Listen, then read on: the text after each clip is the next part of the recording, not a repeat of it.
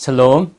한 주간의 시작인 월요일인데요. 한 주간 동안 주님의 말씀을 꼭 붙잡고 사시기를 주님의 이름으로 축복드립니다.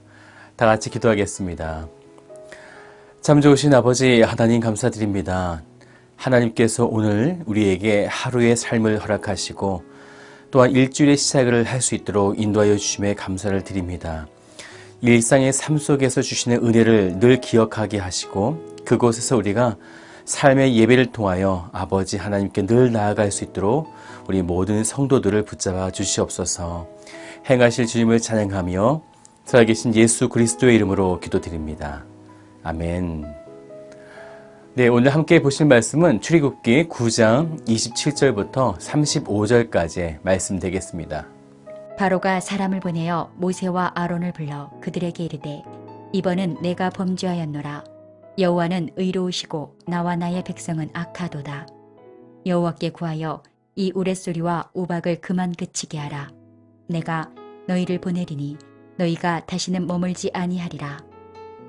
모세가 그에게 이르되 내가 송에서 나가서 곧 내 손을 여호와를 향하여 펴리니 그리하면 우레소리가 그치고 우박이 다시 있지 아니할지라.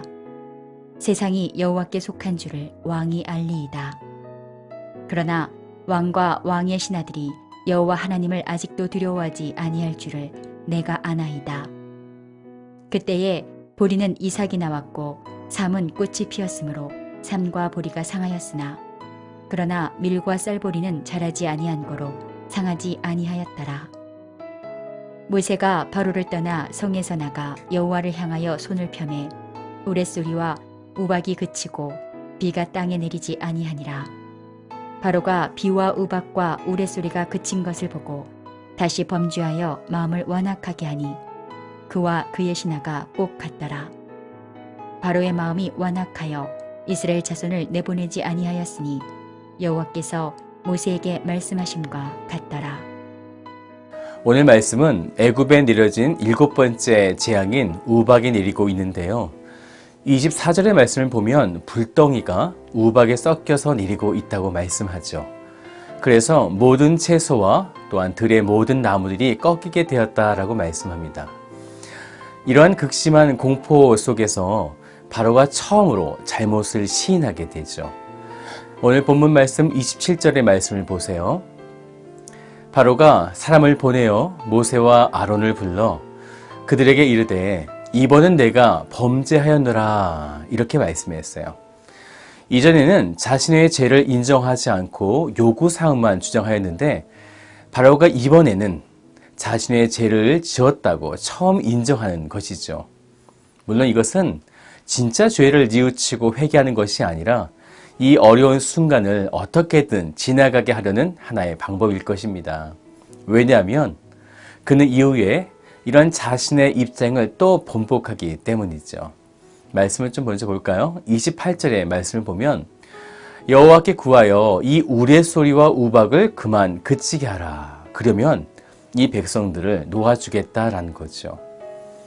하지만 그때 모세가 여호와께 기도하여서 정말 이 우박이 그치게 되자 그가 돌변합니다. 어떻게 돌변할까요? 34절의 말씀을 보면요. 바로가 비와 우레소리가 그친 것을 보고 그리고 나서 이렇게 하죠. 다시 범죄하여 마음을 완악하게 하니 순간적인 어려움이 지나가게 되자 다시 범죄하였다라는 거죠. 다시 예전에 자기가 하던 대로 마음을 완악하게 하여서 하나님과 대적관계가 놓이게 된 것이죠. 지금 바로의 모습을 보면 누가 떠오르세요? 누구겠습니까? 바로 나지요. 사실 우리의 신앙생활에 이런 바로의 모습처럼 순간적인 어려움을 지나가게 해달라고 우리도 얼마나 바로처럼 하나님께 요구할 때가 많습니까? 그런데요, 오늘 말씀에는 아주 중요한 흐름이 하나 있습니다. 바로가 언제 범죄를 지었다고 인정하게 되죠? 28절의 말씀을 보시면 우레소리와 우박이 내릴 때였어요. 바로는 이 우레소리와 우박이 내릴 때 굉장히 두려웠어요. 그래서 모세와 아론을 부른 거죠. 한마디로 내가 다 잘못했다. 그러니 나를 용서하고 마치 너희들이 원하는 것들을 다 들어줄게 라는 것을 말하고 있는 거예요. 그런데 그것이 언제라고 했습니까? 우레소리와 우박이 내릴 때예요. 그러면 이 우레소리와 우박이 무엇인지를 우리가 알아야 되겠죠. 왜 이것이 그렇게 바로를 무섭게 만들었는가? 우레소리는요, 히브리어로 콜로트라고 해요. 이것은요, 뇌성, 즉 천둥소리와 같은 거죠. 굉장히 우렁찬 천둥소리, 뇌성을 말합니다. 그리고 우박은요, 히브리어로 우바라드라고 해요. 이것을요, ESV 영어 성경을 보니까 헤일이라는 단어를 써요. 헤일. 그러니까 헤일은 우박이라는 뜻이에요. 그런데 이 헤일이라는 말에는 또 다른 뜻이 있는데요. 어떤 뜻이냐면 찬양하다라는 뜻이 있습니다. 그러니까 이렇게 되는 거죠. 하늘에서 천둥과 같은 뇌성이 울려 퍼지면서 우박이 내리게 되는데 이 엄청난 소리가 하나님에게는 찬양하는 소리가 되었다라는 것입니다. 결국 찬양이 온 땅의 뇌성과 함께 울려 퍼지게 될 때 이 찬양의 능력으로 어둠의 세력이었던 악한 바로가 자신의 죄를 깨닫게 되어졌다는 거죠. 굴복했다는 것입니다. 하지만 이 우레소리와 우박이 멈추게 되자, 즉 하나님을 찬양하는 이 찬양이 멈추게 되자 바로가 어떻게 합니까? 다시 34절의 말씀을 보세요. 바로가 비유와 우박과 우레소리가 그친 것을 보고 다시 범죄하여 마음을 완악하게 하니 그와 그의 신하가 꼭 같더라. 찬양이 멈추게 되자 다시 범죄하게 된 것입니다. 그리고 그가 다시 완악해진 것이죠. 찬양은요, 어둠의 권세들에게는 두려움과 공포의 대상이지만 반면에 이 찬양이 울려 퍼지는 그때 하나님의 능력으로 이스라엘 백성들은 노임을 받게 된다는 것입니다. 바울과 실라를 보십시오. 그가 감옥에 갇히게 되었을 때 무엇을 합니까? 찬양을 하죠. 그런데 그때 그들을 가두었던 어둠의 사슬과 같은 감옥의 오문이 어떻게 됩니까?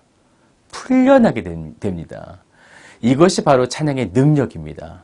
찬양은 하나님의 능력을 선포하는 것입니다. 그냥 무의미하게 부르는 일반적인 노래가 아닙니다. 찬양은 하나님의 일하심을 바라보면서 대단하십니다. 이것은 당신께서 하신 것입니다 라고 선포하는 것입니다. 지금 여러분의 인생과 영혼을 짓누르는 어둠의 권세가 있다면 그때 찬양하는 것입니다. 물론 찬양이 잘 나오지 않을 것입니다. 왜냐하면 그 순간 우리는 어둠의 권세에 어느 정도 묶여 있기 때문이에요. 하지만 그럼에도 그때 우리가 힘있어 찬양하며 나아갈 때 그래서 당신은 승리하셨습니다. 모든 어둠의 권세로부터 우리를 자유케 하셨습니다 라고 이렇게 선포할 때 하나님은 그 찬양을 통해서 동일하게 당신의 능력을 똑같이 행하여 주신다는 것입니다. 오늘 여러분의 찬양을 통해 하나님의 전지전능하심을 선포하십시오. 우리를 괴롭히는 모든 어둠을 몰아내실 것이며 진리의 자유를 통해서 그분의 선하고 위대하심을 나타내실 것입니다. 오늘 여러분의 삶 속에 찬양의 선포가 가득히 일어나시기를 주님의 이름으로 축복합니다. 다 같이 기도하겠습니다. 찬양받기에 합당하신 하나님, 이 시간 우리가 목소리 높여 하나님을 찬양합니다. 하나님은 모든 만물들을 창조하시며 또한 모든 만물들을 당신의 뜻 가운데 주관하시고 또한 우리를 사랑하여 주셔서 이 땅 가운데 예수 그리스도를 통하여 우리를 어둠의 권세로부터 우리를 이끌어내어 주신 줄로 믿습니다.